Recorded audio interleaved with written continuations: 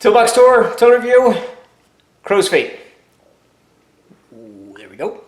What these are for, if you don't know, they're for things like this. So this is a fuel rail off of a BMW 320i or an N20 engine. So, you know, when this is in the car, there's really not a lot of room to get to this with a spanner. I mean, you can do it. It ain't no, this is just for an example in the video. But a lot of times, if you're working around motors and stuff, you'll come across stuff like this that's on a hard pipe. And to get to it with a regular spanner or wrench, you got to take the engine apart. I mean, take all the stuff off. Well, you can kind of cheat it by using something like this, right?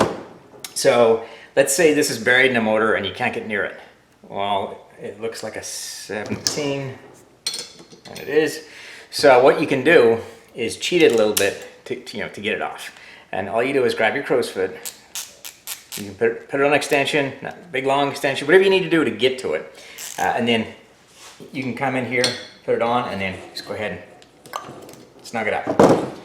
And so, yeah, there you go.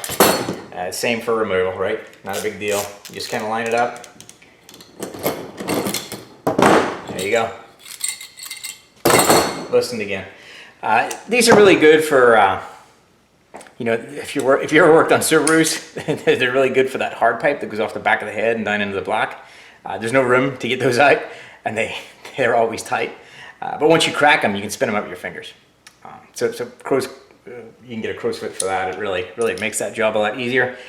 So really anywhere where it's tight, you've got a line or something that you can't get to, and you just need to crack it loose to get something off, and you can't get a regular spanner in there. And obviously, you can't put a socket on this, right? You have to use a spanner. And if you just can't get to it, grab yourself this, a couple of extensions.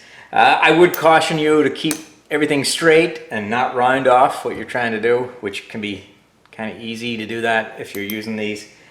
Just be careful. I think Snap-on makes some that has the lines cut in them to give you a little bit more grip. This is made by GEARWRENCH. This is not a Snap-on set. I can't remember what I paid for this, I'll be honest with you. I'll put the link down below. I'm sure the Snap-on one is like 10 times more. So I've never found a need for that one. I've always gotten by with this, always worked great. But yeah, really cool tool. Highly recommend.